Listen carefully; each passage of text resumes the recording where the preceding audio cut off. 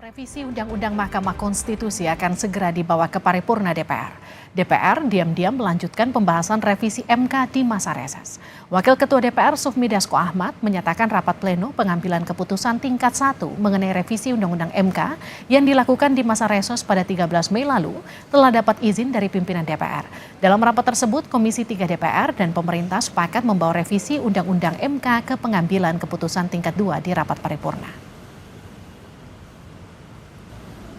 Kalau saya lihat bahwa keputusan yang sudah diambil antara pemerintah dengan DPR tinggal dilanjutkan di paripurna.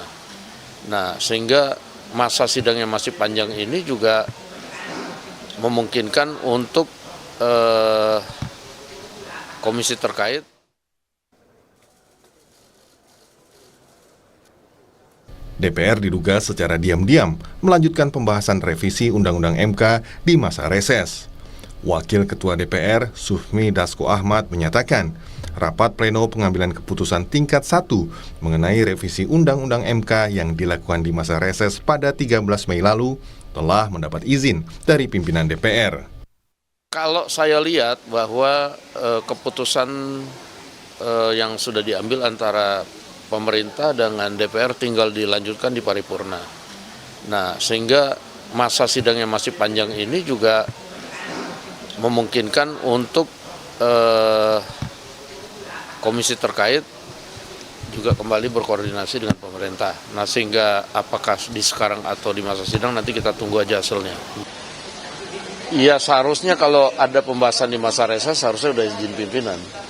Dan itu saya sudah cek ada izin pimpinannya. Demikian. Anggota Komisi 3 DPR, fraksi PDI Perjuangan Johan Budi mengaku tidak diundang dalam rapat pembahasan revisi Undang-Undang MK. Johan mengatakan dirinya tidak menerima undangan rapat bersama pemerintah serta masih dalam masa reses. Sekali lagi, kan reses nggak ada di Jakarta kan. Kalau teorinya kan orang reses kan ke Dapil. Nah, tapi bukan berarti ketika reses nggak boleh ada rapat, bukan berarti itu. Tapi saya tidak tahu gitu loh, sehingga saya nggak bisa jawab. Nah, saya mau, kemarin banyak teman-temannya kasih kesempatan saya hari ini, karena katanya nggak ada yang mau komen. Ya, karena harusnya kepimpinan komisi yang lebih tahu. Tapi saya. Forum Masyarakat Peduli Parlemen Indonesia atau Formapi menilai kecenderungan DPR membahas undang-undang secara diam-diam merupakan siasat untuk tidak melibatkan publik dalam pembahasan undang-undang. Jadi saya kira ini siasat DPR yang memang pada dasarnya atau punya kecenderungan kuat tidak ingin melibatkan publik seluas-luasnya dalam setiap proses pembahasan RUU yang mereka lakukan. Apalagi kita tahu betul untuk RUU tertentu di mana RUU itu direvisi hanya untuk memenuhi selera atau keinginan dari pembuat RUU, dari partai politik, dari elit, dari penguasa. Beberapa kali DPR diam-diam dan mengebut pengesahan undang-undang, salah satunya revisi Undang-Undang Desa. DPR mengesahkan pada 28 Maret lalu. Sementara itu, beberapa undang-undang penyelesaiannya juga dikebut. Dalam revisi Undang-Undang IKN, Pansus dibentuk 7 Desember 2021 dan disahkan pada 18 Januari 2022 atau hanya butuh waktu 2 pekan. Dalam revisi Undang-Undang KPK tercatat, DPR pertama kali menggelar rapat pertama pada 9 September 2019 dan disahkan 17 September atau hanya berselang 12 hari. Rancangan undang-undang muncul September 2023 dan undang-undangnya disahkan pada 28 Maret 2024. Munculnya kecenderungan DPR tak melibatkan publik secara luas dan mengebut pengesahan undang-undang membuat sejumlah pihak mempertanyakan kualitas undang-undang yang dihasilkan, serta apakah ada muatan politis dalam pengesahan undang-undang tersebut. Tim Liputan Kompas TV. Di masa reses, DPR bahas revisi Undang-Undang MK. Ini menimbulkan kesan DPR diam-diam membahas undang-undang. Kita akan ulas bersama Wakil Ketua Balik DPR, Ahmad Baidowi, dan pakar hukum tata negara, Bayu Dwi Anggono. Selamat malam, Mas Owi, Mas Bayu. Selamat malam. Malam. Saya ke Mas Owi dulu ya. Mas Owi, ini DPR dianggap diam-diam bahas revisi Undang-Undang MK di saat reses. Gimana responnya? Ya, kalau konteksnya Undang-Undang MK itu kan domainnya Komisi 3 ya, bukan di Badan Legislasi. Tapi kami bicara secara umum, ketentuan di internal DPR membahas ataupun rapat di dalam reses itu hal yang diperbolehkan sepanjang mendapatkan izin dari pimpinan. Baik. Kami cek ke fraksi, melalui fraksi ke komisi, itu ternyata memang ada izin dari pimpinan untuk menggelar di masa reses. Dan berikutnya, kalau kita lihat dari perkembangannya di Komisi 3 yang dilakukan pada tanggal 13 kemarin itu hanya mendengarkan sikap dari pemerintah. Karena pembahasan RUU-nya itu sudah selesai dilakukan di tingkat panja dan ketika pleno pada sekitar bulan Desember 2023 pemerintah belum menyatakan sikap. Nah, baru di tanggal 13 itu hanya mendengarkan sikap pemerintah setuju atau tidak. Ternyata pemerintah setuju terhadap rumusan yang dibikin atau yang disusun oleh panja RUU MK di Komisi 3. Baik. Tapi yang jadi pertanyaan kan Mas Owi, kenapa kemudian urgensinya harus dibahas di tengah reses? Ya, sekali lagi kan kebutuhan politik hukumnya bisa saja komunikasi antara pimpinan Komisi 3 dengan pemerintah masalah waktu. Dan yang adanya kemudian di tanggal 13 itu. Dan pada prinsipnya sih nggak ada yang dilanggar kalau mengikuti penjelasan dari internal Komisi 3 dan juga pimpinan DPR memang ada izin bagi Komisi 3 untuk menggelar rapat di masa reses. Mas Owi, kemarin ketika KPU ingin merevisi PKPU kan terkendala karena reses DPR. Tapi kemudian sekarang di tengah reses DPR justru melakukan rapat yang dikatakan publik secara diam-diam. Kriteria urgensi untuk memprioritaskan sesuatu itu bisa dilakukan di tengah masa reses atau tidak itu apa sih Mas Owi? Itu kan semua situasional kondisi politik. Ketika dulu Komisi 2, saya nggak tahu persis ya alasannya, tapi kira-kira menduga waktu mau merevisi PKPU itu kan kalau tidak salah sebelum pemilu ketika anggota DPR lagi fokus persiapan menghadapi pemilu 2024 yang lalu. Namun sekali lagi kasuistik di masing-masing komisi itu berbeda-beda dan kalau kami pengalaman di Badan Legislasi itu selama mendapatkan izin dari pimpinan dan urgen ya kita tidak ada masalah rapat di masa reses. Nah, di komisi-komisi yang lain, kami tidak tahu situasinya seperti apa. Pastinya mereka berkomunikasi langsung dengan pimpinannya masing-masing. Artinya pimpinan yang membawahi AKD itu tersendiri. Oke, saya ke Mas Bayu. Mas Bayu, adakah implikasi hukum dari undang-undang yang dibahas di tengah masa reses, Mas Bayu? Iya, bicara pembentukan undang-undang memang DPR memegang kekuasaan itu ya, dengan persetujuan bersama Presiden. Namun kekuasaan kewenangan itu bukannya tanpa batas. Dia dilaksanakan dengan sejumlah persyaratan-persyaratan. Yang kita sebut ada dua, yaitu persyaratan pembentukan secara formil dan persyaratan pembentukan secara material atau substansi. Mahkamah Konstitusi dalam berbagai putusannya dalam hak uji formil sudah mensyaratkan bahwa kewajiban DPR untuk memastikan pembentukan itu dilakukan sesuai dengan tata tertib ya, prosedur pembentukan yang diatur bukan hanya di tata tertib DPR.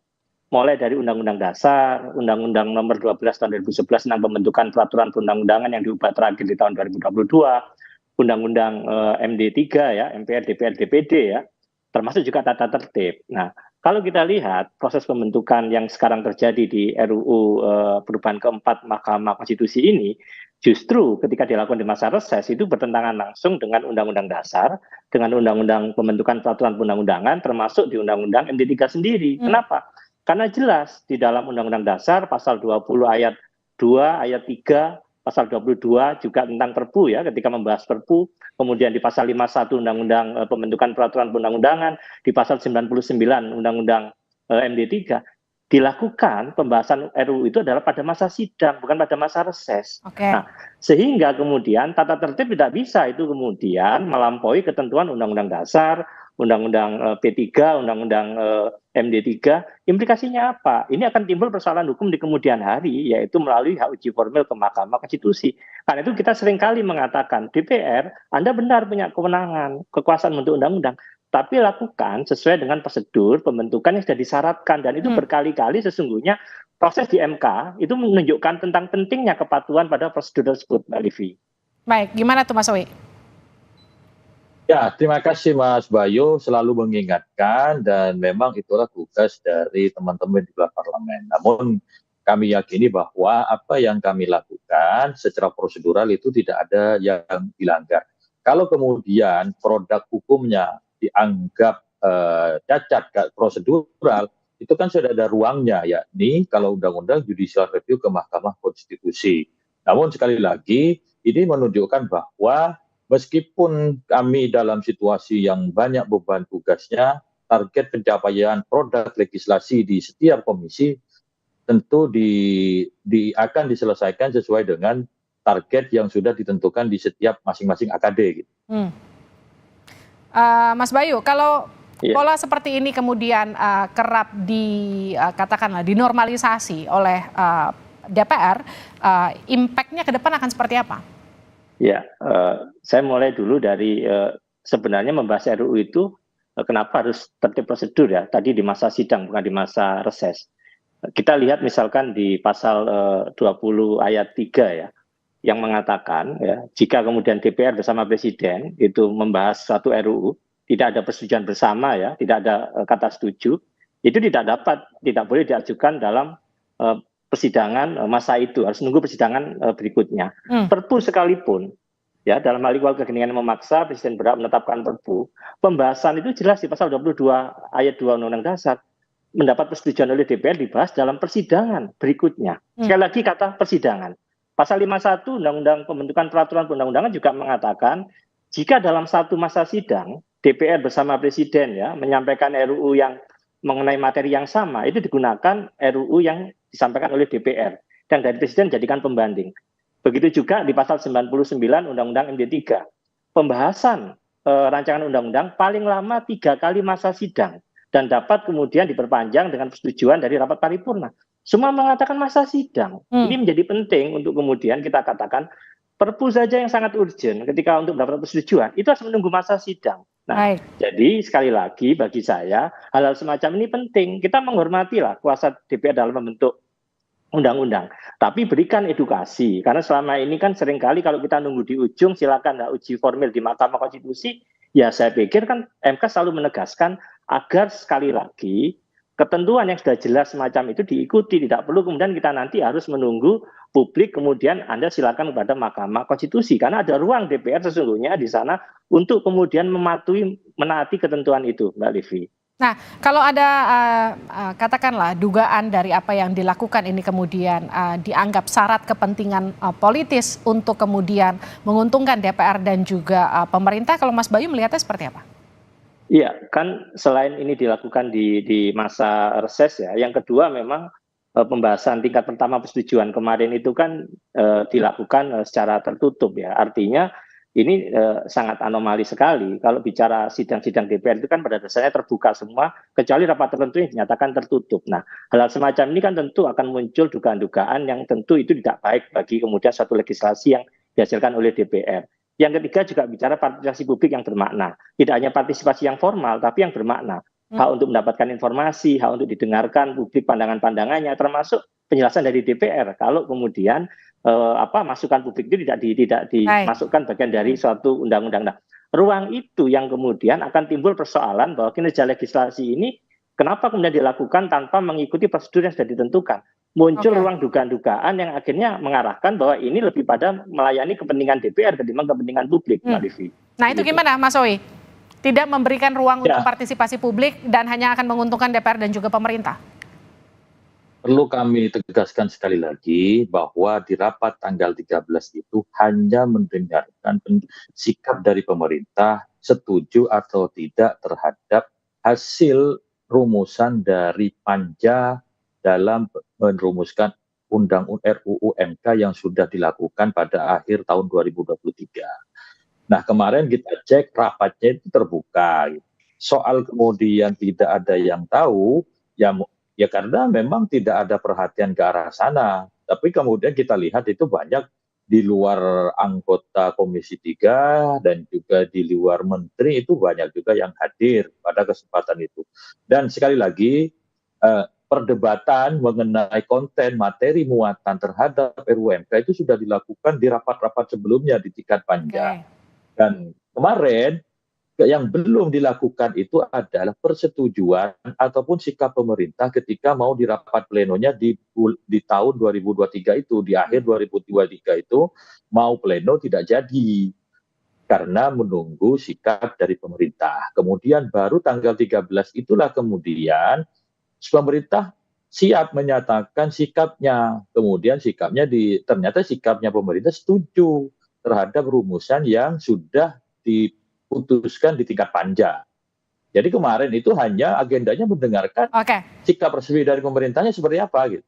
Jadi artinya sebenarnya ini sudah dibahas sejak Desember lalu terakhir dan ini hanya mendengarkan bagaimana respon dari pemerintah begitu ya Mas Owi ya? Ya begitu, memang kenyataannya seperti itu. Baik, Mas Owi, Mas Bayu, terima kasih sudah bergabung bersama kami di Sapa Indonesia Malam.